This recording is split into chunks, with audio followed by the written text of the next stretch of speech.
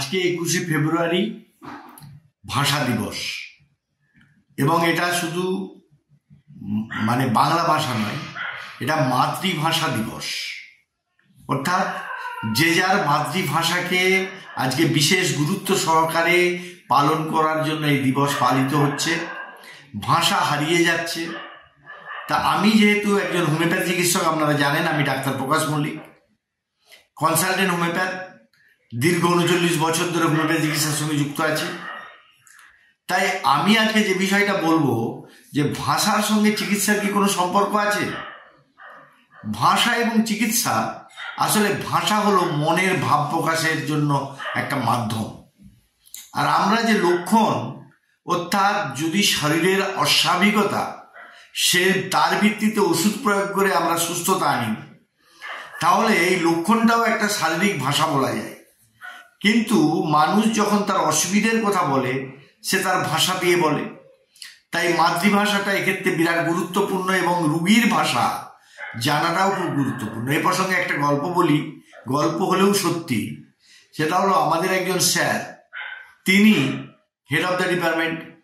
যখন পেশেন্ট আউটডোরে বা ইনডোরে ভর্তি থাকতো, তখন একজন ইংলিশ মিডিয়ামে পড়া ডাক্তারকে পাঠানো হয়েছে রাউন্ড দেওয়ার জন্য।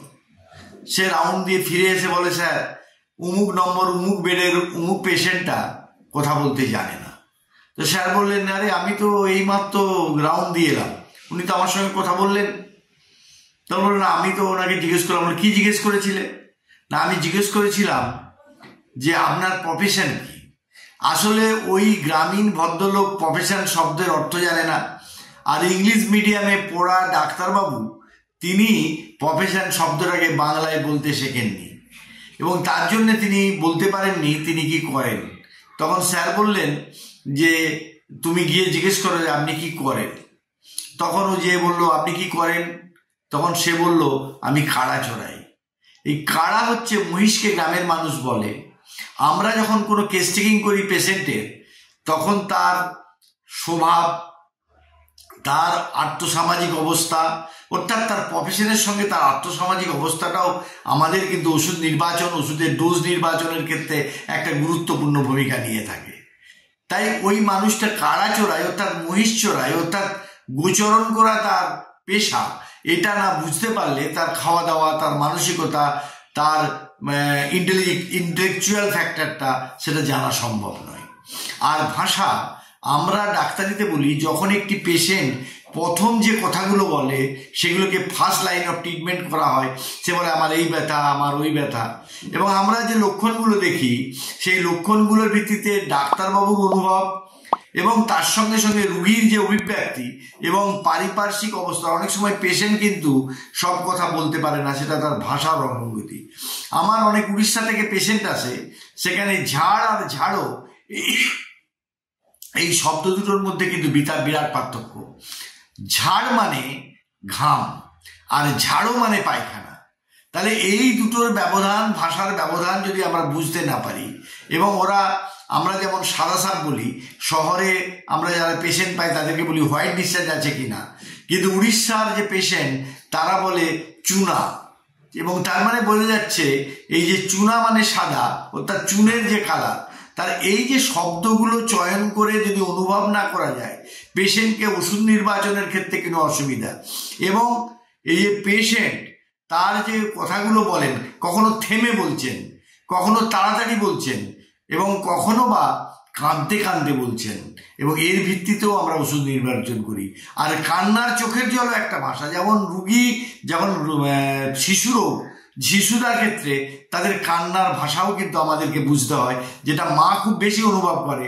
তো সেটা আমরা একটা ভিডিও করেও ছিলাম যে কান্না অনেক অভিব্যক্তি ঘটায়, অর্থাৎ সেই কান্নার জন্য পেটের যন্ত্রণা হতে পারে, কান্নার জন্য সেই বাচ্চাটি হয়তো তার বিছানা ভিজিয়ে ফেলেছে, তার জন্য অস্বস্তি জনিত পড়তে পারে, এবং তার খিদে পেয়েছে বলেও কাঁদতে পারে।